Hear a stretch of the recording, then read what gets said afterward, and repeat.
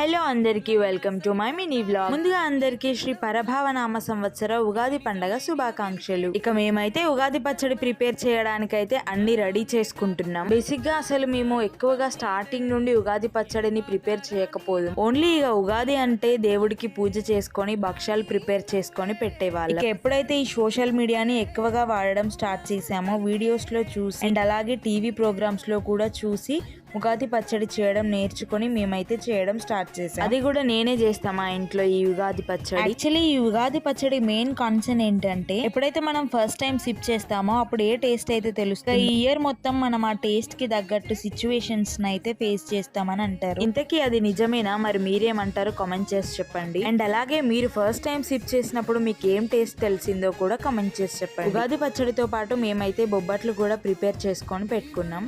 భక్షాలు, బొబ్బట్లు, బూరెలు, మరి మీ సైడ్ వీటిని ఏమని పిలుస్తారో కూడా కామెంట్